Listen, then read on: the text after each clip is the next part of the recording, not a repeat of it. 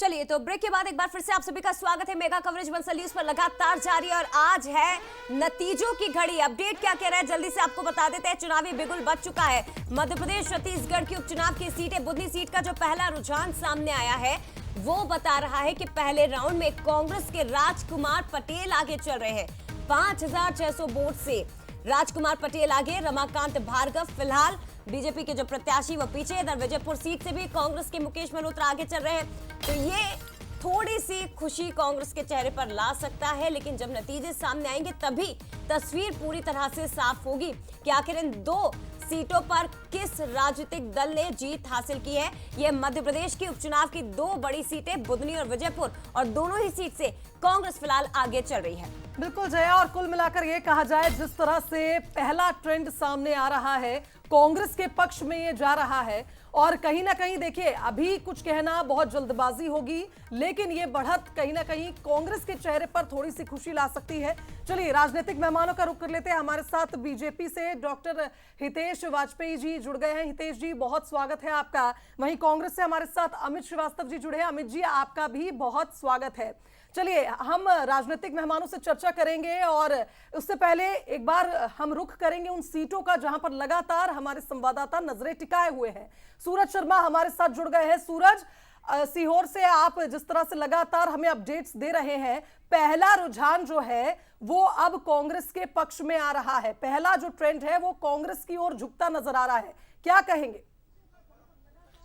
देखिए बिल्कुल आज की सुबह कहीं ना कहीं कांग्रेस के लिए खुश करने वाली है। जिस तरीके से रुझान आ रहा है वो कांग्रेस के पक्ष में नजर आ रहा है, लेकिन अभी पिक्चर बहुत बाकी है, क्योंकि पहले दूसरे राउंड की मतगणना शुरू हुई है। उसके बाद अभी करीब 13 राउंड की गणना होना है, जिसमें 14 टेबल लगाई गई है। तो कुल मिलाकर धीरे धीरे परिणाम भी सामने आते नजर आएंगे। लेकिन फिलहाल यदि बात करें तो बुधनी में यानी सीहोर जिले में जो काउंटिंग हो रही है उसको लेकर भी लगातार बंसल न्यूज पर दर्शक भरोसा जता रहे हैं। लगातार हम जिस तरीके से पल पल की खबर देते हैं, यहाँ पर भी बड़ी संख्या में दर्शक जो है वो बंसल न्यूज देखते हुए नजर आ रहे हैं। मतगणना जारी है, करीब 20 उम्मीदवार है, जिसमें राजकुमार पटेल की यदि बात करें तो करीब 5000 से ज्यादा वोटों से वो आगे नजर आ रहे हैं। इसको लेकर खासतौर से माना जा रहा है कि जहां पर भी काउंटिंग हो रही है वो उनका गृह क्षेत्र बख्तरा के आसपास के जो पोलिंग बूथ है उनकी मतगणना शुरू हुई है। तो अब धीरे धीरे देखना होगा कि जब अपने गृह मतदान केंद्र से अब आगे बढ़ेंगे राजकुमार पटेल तो किस प्रकार की लीड लेते हुए आगे बढ़ेंगे, क्योंकि कुछ देर बाद ही जब साहेबगंज या जैत पहुंचेंगे तो वहां पर रमाकांत भार्गव भी है जो उनका गृह क्षेत्र नजर आता है। तो वहां पर किस तरीके की टक्कर होती है, और अभी बहुत उतार चढ़ाव होना बाकी है, क्योंकि करीब 2.5 लाख से ज्यादा मतदाताओं ने वोट किया है, 77% वोटिंग हुई है।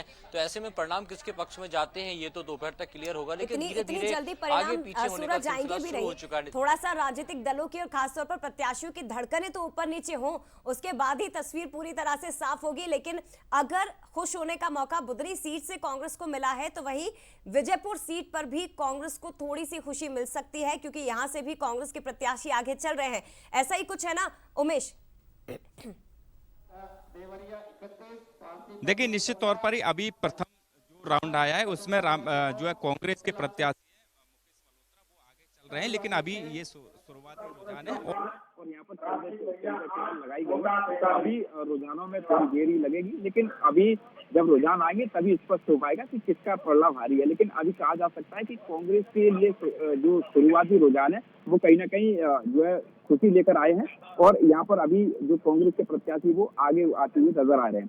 लेकिन निश्चित तौर पर ही जिस तरह से हमने बीजेपी के प्रत्याशी रामनिवास रावत जी से बात की तो उनका भी कहना यही है कि जो प्रथम रुझान है उसमें भले ही कांग्रेस आगे हो जाए, लेकिन परिणाम है वो बीजेपी के फेवर में आएंगे और वो जीत के लिए पूरी तरह से आश्वस्त है, क्योंकि इस क्षेत्र में लगातार जो है कांग्रेस से चुनाव लड़े थे। वो तकरीबन 6 बार विधायक मंत्री भी रहे, और इस बार उन्होंने जो कांग्रेस का दामन छोड़कर बीजेपी का दामन थामा है, और निश्चित तौर पर ही उनको बीजेपी ने प्रत्याशी भी बनाया। लगातार क्षेत्र में वो सक्रिय रहे, उन्होंने काम भी कराए, और लाडली बहनाओं ने उनको बढ़ चढ़कर आशीर्वाद दिए। यही वजह है कि तकरीबन जो है यहाँ पर पूरे अगर बात की जाए तो यहाँ पर 1,98,000 जो मतदाता है उन्होंने पूरे अपने मत का अधिकार किया है, जिसमें 1 लाख से अधिक पुरुष और तकरीबन 92,000 महिलाओं ने बढ़ चढ़कर हिस्सा लिया है। और यही वजह है कि रामनिवास रावत पूरी तरह से जीत को लेकर आश्वस्त है। लेकिन अभी पहले राउंड में कांग्रेस आगे है और अभी जो गिनती है ईवीएम की, वो दूसरे राउंड की जो गिनती है वो भी शुरू हो चुकी है। तो अभी धीरे धीरे जो रुझान आएंगे बिल्कुल। उनके उमेश आधार पर रामनिवास जी तो काफी ज्यादा आश्वस्त नजर आ रहे थे जब आपने बात की थी, तो उन्होंने पहले ही ये भविष्यवाणी कर दी थी कि शुरुआती रुझान भले कांग्रेस की पक्ष में आए,